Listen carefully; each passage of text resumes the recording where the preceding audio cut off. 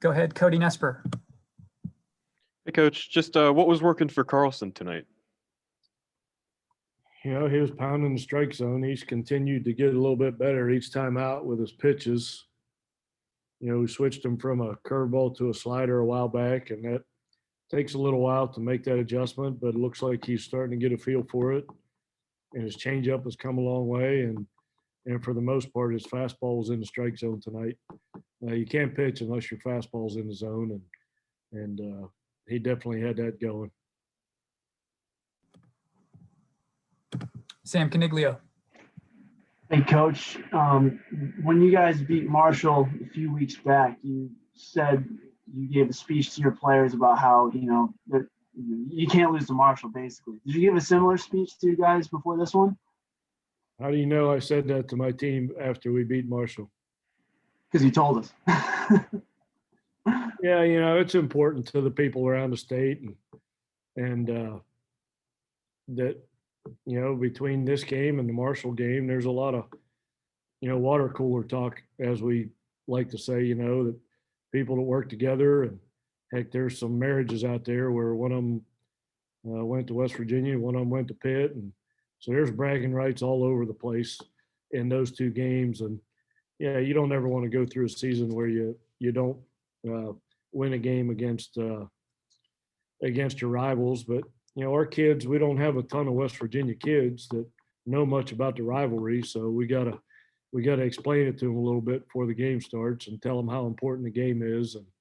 And I think there's just a little bit of our guys see how the crowds get into these games, and that fuels our guys a little bit to see the crowds really into it. Cody. Coach, I'm just wondering, what has Alec added to the lineup these last couple of games he started? Just some intent. He's come in there and he's swinging with a purpose. He's trying to hit the ball in the river.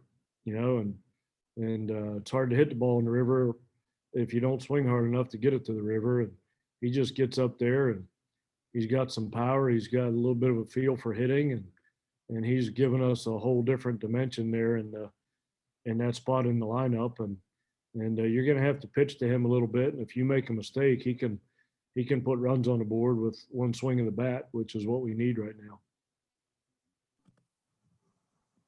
Sam. Just going back to Carlson, he started in the first game against Pitt, and he kind of struggled. Obviously, tonight was much, much better. How do you, as a manager, kind of get some confidence back, when he's going up against the same team that kind of, really got to him? Back in the day when we had Isaiah Kearns, it seems like Kearns, he pitched against Pitt every time we played him. And then a couple of years ago, we had Nick Snyder, and he kept pitching the midweek games and kept facing the same team over and over again. And Reeder's done that now, but it doesn't matter near as much with who Reed is pitching against as it does how he handles himself while he's pitching. It could be Pitt, it could be Texas, could be anybody.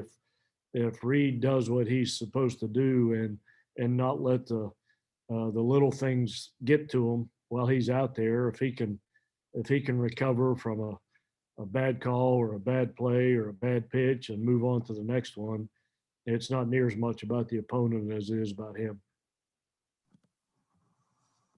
Will Aldrich. Hey, Coach. I'm sure you haven't seen the highlights from John Means tonight, but I was just kind of wanted to get your initial thoughts on his performance and then kind of the development that he's made since you last coached him as a Mountaineer. Yeah, that was pretty cool. We got to watch the ninth inning on the scoreboards before the game started, and our guys were standing there into it pretty good. We kept, at the time, we thought it was a perfect game because we didn't even know about it until the eighth inning. So it was pretty cool for our guys to see Mountaineer on the video board doing something that super, super hard to do.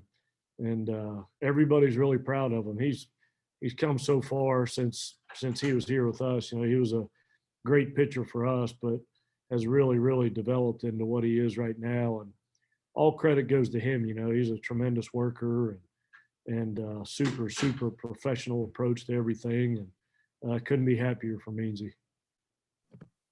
And Nick Farrell. Coach, how important is this weekend series against Oklahoma? Nick, you love to ask me those questions that you know the answers to before you ask them.